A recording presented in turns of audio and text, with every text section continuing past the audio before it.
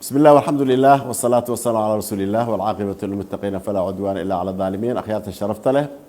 السلام عليكم ورحمة الله وبركاته. برنامج كأني تصالها نولشة كلا سعني سومالي كيبل وحن كجاه الله مانتا بشهر رمضان صوم كذا مبارك أيام كجاه الله واجباتك إلهي هالكاس وإن الساري أيان كجاه الضينا مركل لوي ما درنهان بشهر رمضان شهر مبارك ويه إلهي القرآن كيسنا وكشجعي أحاديثنا والله وشجعي وخير إلهي أمدا أسود الجي إلهي سبحانه وتعالى وحليه يا أيها الذين آمنوا كتب عليكم الصيام كما كتب على الذين من قبلكم لعلكم تتقون أياما معدودات آيات داس آيات كلا أو شهر رمضان الذي أنزل فيه القرآن هدى للناس وبينات من الهدى والفرقان فمن شهد منكم الشهر فليصمه لبدا آيات أيا وحوق بدن لبدا وحوق السنة سان آيات ظهرنا وحاوية كتب عليكم بالليل فرض عليكم واجب على إذن كغيالي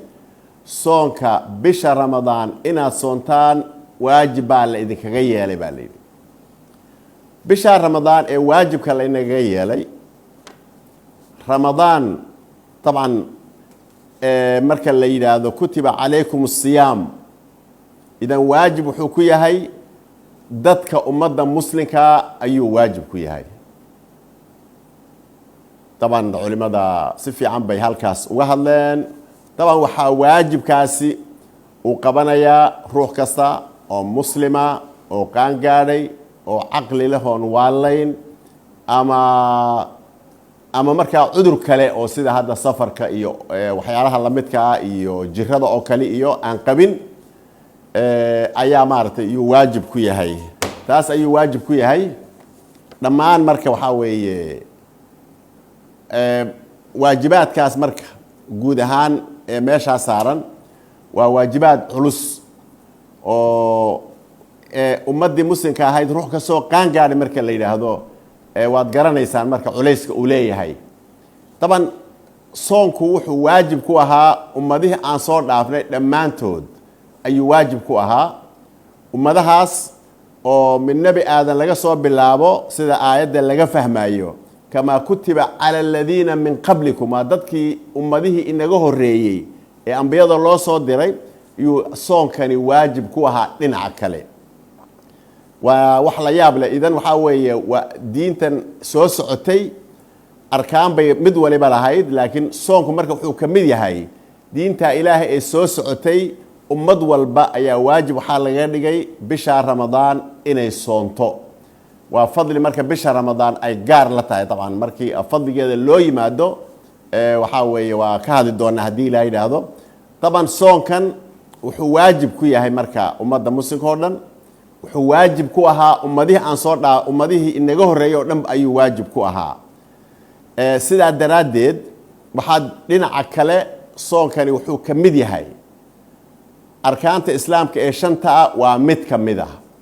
arkaanta islaamka ee shanta mid kamid ayuu yahay halka marka waxa ka dareemaysaa bishan fadliga ay leedahay taban fadligeeda waanu imaan doonaa laakiin hadda waxaan ka hadlaynaa waajibaadka la rabo ee dadka saaran إذا صار رديت روح كستا عن عذر مركا لهين وقان قاعد عقل يسون فيوي هاي وحال لجربا صدق كامل مود أما سجارية لبعضن كامل مود إنه صومو أيا لجربا صوم كاسنا هبين والبا أنت عن فجرية صلاة الصباح دلجارين وإنه نيستو أما كره وشيء وهاي لهذا نويت صوم غد هاي لهذا أما هوس هوشيء لكن وإنا ديستيد إنا بريس سوميسو وإنا ديستيد waxay kamid tahay waxyaalaha ugu horeeya haddii aadan niyeysanin inama acmaalu binniyat wayo soonkaagu ma asaxayo ma soom cuntada waa iska dayn kartaa adoo u mar inaad sooman tahay laakiin haddii aadan niyeysanin oodan go-aanka niyada qaadanin ma soomanid saa daraadeed niyadu waa meesha ugu horeysa waaye taban bishii baa bilatay waa la arkay waa la iclaaniyey oo dadkii waa la ogeysiiyey habeenka waxaa la rabaa inaad tidhaahdid ilaahayo waa soomayaa بري بان سوميا si cad inaad u tiraahdaa lagaa rabaa markii marka aadaanka subaxdii la adimona waa inaad cuntada iska daysid ilaa maqribka laga adimayana waa inaadan waxyaalaha soonka burinaya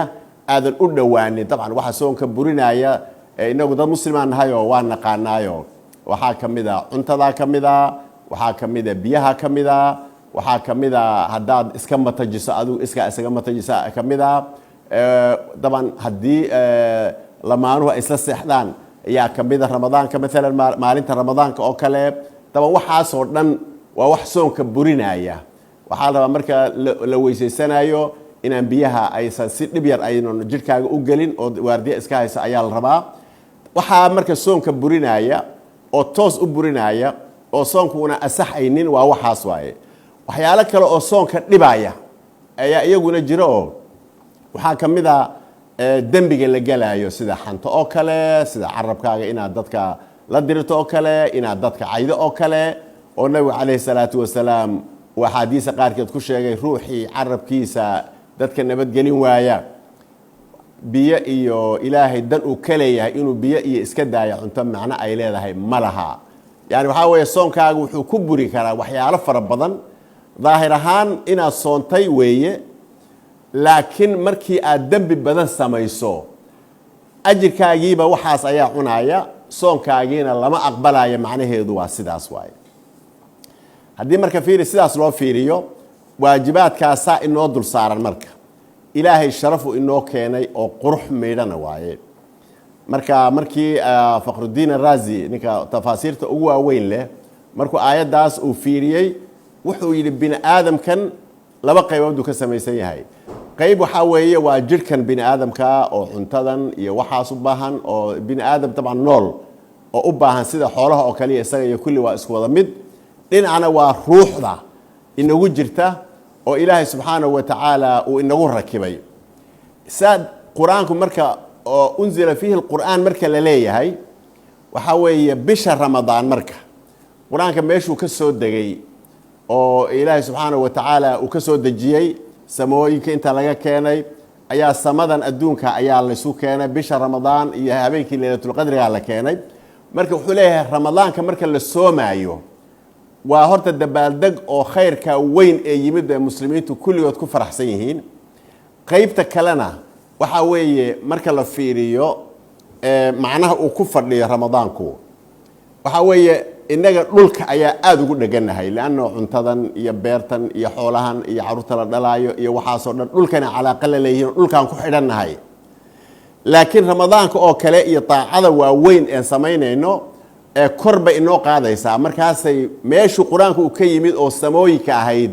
oo dembi aan lagu samaynin halkaasuu ina geynayaa marka malaa'igtu inoo dhaweynayaa waa sidaas faqrudiin suu leeyahay yani kor intuu inoo qaaday buu malaa'igtii meesheedii iyuu ina geynayaayo dembiyaashaan gelaynay iyo wixii oo dhan markay yaraadaan ayaa bini aadamku wuxuu ka ag dhowaanayaa malaa'igta laynkeeda oo kale mustawaha malaa'igta oo kale uu ka dhowaanayaa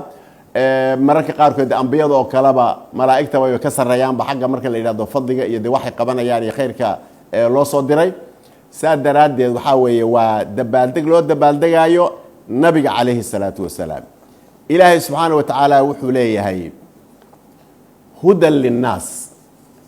yani wuxuu yani qur-aankani uu yahay hanuun ramadaanka baa uu soo dego aan ka sheekaynaynaa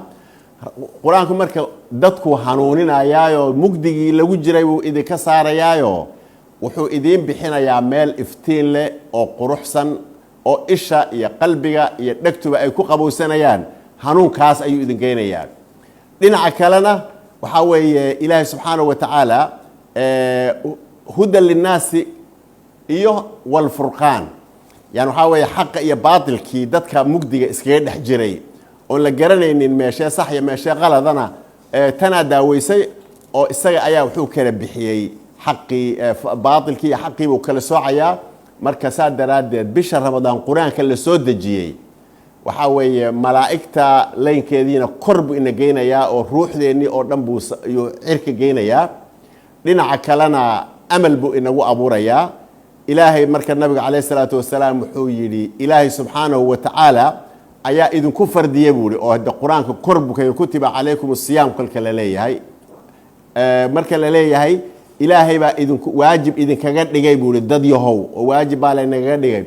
aniguna waxaa la ii soo dhiibay inaan aan idiin bayaaniyo si xoog badan oo qur-aanku taban axaadiistu qur-aankay fasiraysaayo sunanta nabiga calayhi salaatu wasalaam qur-aankaasay fasiraysaa waxyaalaha qur-aanka uusan aada u sheegin ayaa nabiga loo diraya markaasuu isagaa sheegaya markaasuu si tafatiran ayuu u sheegayaa iyo sida loo run ahaan loo gudanayo waajibaadka ayuu sheegayaa mararka qaarkood waxyaalahan qur-aan kusoo aroorin bay axaadiisu sheegaysaa mararka qaarkoodna waxyaalo qur-aanka uu sheegay ayay fasiraysaa oo macnaha axaadiista uu nabigu calayhi salaatu wasalaam uu leeyahay sida laga rabo waa sidaa iyo sidaas aniga marka wuxuu yidhi ana taasaan idiin qaabishanahay buuhi ilaahayna waajib idinkaga dhigay aniguna markaa si oo faahfaahsan baa la ii soo diray inaan idinku sheego ruuxii marka soon iyo qiyaamuleyl la yimaada wax fiican buu sameeyey dembigiisiina waa la dhaafayaayo sidii maalintii hooyadii dhashay ayuu noqonayaa. Assalaamu calaykum waraxmatullahi wabarakaatuh.